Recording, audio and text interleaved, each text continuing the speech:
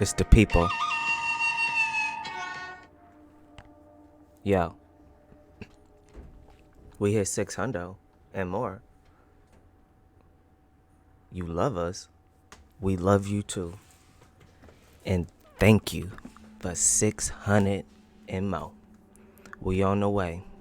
They said they need the exotic tier list and more, and we got it for you.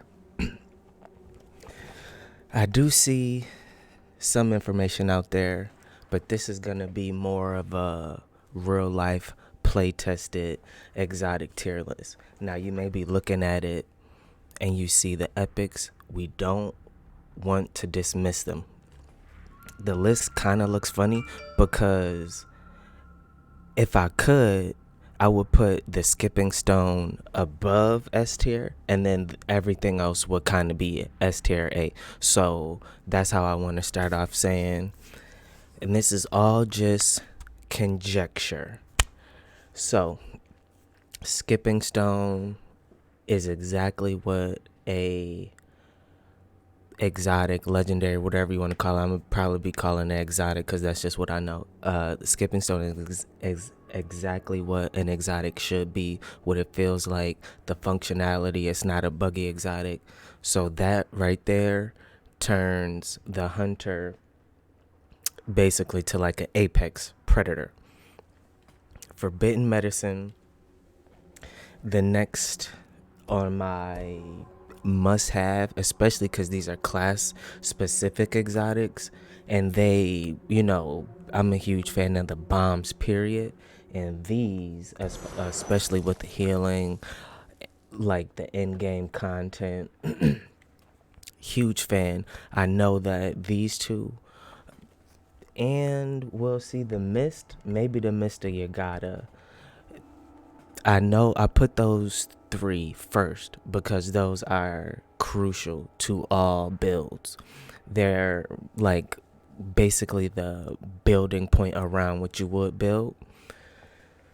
Next in the S tier, I put the bomb pack. That's just my opinion. The bomb pack, especially with the flash bomb if you're Ronin, or even the assassin unlock, I personally love the bomb pack. Bomb pack, bomb pack, bomb pack. The sticky bomb is also my favorite, like first ghost weapon. Especially, this week, and people have constantly been reminding me, it's just a build video. I made it. I'm switching the titles around. But just because the immunity modifier is this week, change it to black powder. I prefer setting the targets on fire, but if it's immunity, sticky bomb with the black powder, simple fix, same result, same damage. Now you're seeing the first sword. Personally, I think that I personally think you can build an epic sword that is more impactful than the majority of the swords. The only sword you see in the S tier is the Stone Striker, not because of the stance, but because of the heavenly strike that it brings. But this here, I'm not going to do a debate on which stance you see. It says the water. It'd probably be water or moon, but I'm not going to disrespect the swordsman, because if you code with the moon, if you code with the stone, if you code with the wind, bring it. I will say, what up? What up, Lester? I see you, baby. We recording live for YouTube. So the stone, moon, wind, water, whichever. Don't half-ass it. Don't half-ass it. Whole-ass it. What I mean by that, don't put another stance on it. Either go burning, either go way of the flame, or master the sword. Do not put another stance on it. Poison is weak as hell too. Poison is weak. So we going with the first charm on the list right there, and you looking at it and may underestimate it. But with the charms, especially just because we see like with the modifier this week where and that, if you don't know, that's Shogun's Fortitude. The modifier where people are exploding, and with the archers you could get poison. This grants immunity from flash and poison effects. So that right there, the way we're basing and ranking is on application, like the actual functionality and the impact it has. Jumping down to the A tier, we have the, let's see what we got. We got the Brew. Which one is that? We have Kenji Share Brew. Now, if you're running double exotics, even maybe the single one towards in-game content, possibly raid, you want the Share Brew because it gives you like if you're a Ronin and you put you take the double, like you take the heal over time off, you put the brew on, you cooking with gas. So, I mean, the brew works. Then we have the Heavenly Sting. I'm not a huge fan of anything but bomb packs on range, but I'm not going to disrespect the Heavenly Sting and what it brings to the table. Now, the next sword here, I mean, I'm not putting gameplay because I know I only have your attention for about 4 minutes. There's plenty of other videos. I know if you type them up, you'll see all the gameplay. Plus, if you're looking at the video right now, you a real gamer anyways, let's be honest. So, the next sword we have is Demon Cutter. I put it A tier because I like first off, Moon Stance is one of my favorite, and the stagger and the effect of it. So that's why it's gonna be there. And then the hand, I mean, the stagger and knockback is all right, but that's why it's not in the S tier. I mean, that's why the epic sword is, because if you're, why tie up an exotic with with a subpar, exotic perk? And that's why Stone Striker, I put in S tier. So now we go into the next charms here. We put the Enjo's Remorse, deal 15% bonus damage at full health. Always could use that. And then the next one, Sacred Iron, enemies deal melee damage, have a weaken. They're not game breaking, but they're useful and you can run them. Especially when you're watching this. Like, if you're watching this now, you probably, like I said, a real gamer. But, we're putting this, good looking out on the sub to the channel. We moving the people. But, like I was saying, when, like, the people who don't know, they get these charms because the cheese is gone. They can look and see and think they got a trash exotic when that's not the case. Excuse me. So next on the list is for the ghost weapon, we put the healing gourd.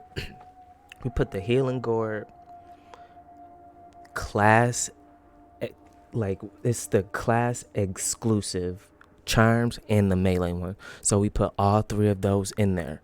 The healing gourd is good, but all around content. The melee charm is my personal favorite charm. But also, do not sleep on, if you get a charm that's specific for your ghost, that is A tier and you need to work and roll it. Next, the next one, Last Breath. If you're not used to dying, or if you don't die, that's why it's not S tier. But we cannot underestimate Last Breath. Instead of taking fatal damage, you heal for 50. Happen every 5 minutes. So that's easy breezy, A tier, impactful. First bow on the list is, that's like the long bow. I put that there because of impactful throws. I'm a huge fan of impactful throws, but I am not a fan of bows. And I would not run a bow unless you're using Skipping Stone, which is the only bow I use. B tier, we have the We just have the regular flute. I'm personally not a fan of it, and I always delete them. But that, the flute and the half bow, like, this is where it falls in the meta. Like, there is a meta. You watch videos, you see at certain tier lists, at certain tier lists and certain build videos, they're exotics, or you're just running, or you're just not running anything at all. So that's why we have the epics there. And also, don't feel bad if you if you don't, if you have this bow here, the Weightless Spirit, which is what I think one of the worst exotics in the game. Is the epics are better than the Weightless Spirit, so that's why we're doing it like this. So back after that, we have Touch of Heaven, which I'm a huge fan of the Sticky Bomb. But you see, Sticky Bomb is all the way up there on S tier epic. But like, the one that heals everybody is still valuable, and it's an exotic. So I mean, it's better than the other ones remaining, but I mean, it still has its value. Next sword we have the Massamunes Edge.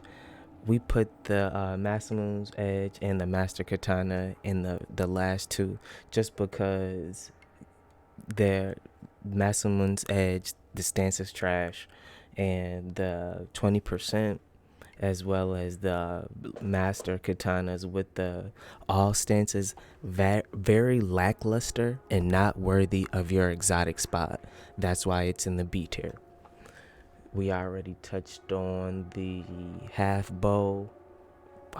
I mean, half bow is good, and I mean, realistically, what else can you run on, like samurai and assassin, if you didn't take advantage of unlocking it on the Ronin and then doing an assassin unlock? So I personally wouldn't run the dust bomb. I mean, the dirt throw. Especially when you could just run the sticky bomb, and if it has the immunity, then you just run black powder. Then we have the Spirit Kunai. I'm not a fan of Kunai. I think it's a very wasteful ghost weapon. But it is better than the epic, so that's why we have it. If you don't know, getting a kill lowers all cooldowns on your character by 15. So I mean, which would probably, which would do what in in-game content, whack the people down to where your ghost weapon kills. Weak. Look at a higher rated epic ghost weapon, equip it over that, as well as Lady Sanjo Surprise. Not a huge fan of the dirt, but if I was to run dirt, I would run a epic one well over this exotic one. Weightless Spirit.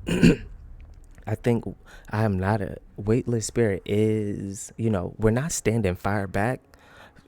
I mean, I'm not, but no one is. It's a good perk, but it's not as useless as I think. Well, it's not that I would say it's useless, but I wouldn't put anything lower than D tier because everything has its use. But this, like, the demon seeds and the caltrops, I would say these are more for coordination and like buffs and debuffs. And a lot of the enemies, when they spawn, they teleport, or we can try and trap them. But I mean, let's be for real. On the go, what's more, what's going to be better for you?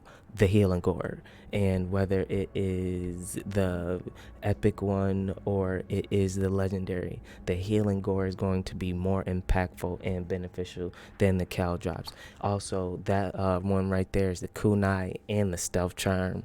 I'm not sure. I'll probably put the defense charm as well in the D tier. And then that last charm that we have there is the one where is Benkeis last stand, where you ignore arrow damage. very weak.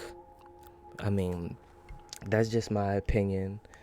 These are, I mean, it's not absolutely maximized for it, but these are the type of build you're going to see towards in game, towards the raid. Like, I mean, if you really want like more in depth or like build videos on that, we could easily do that. But I appreciate you if you stuck with me this long, and catch you on the next one.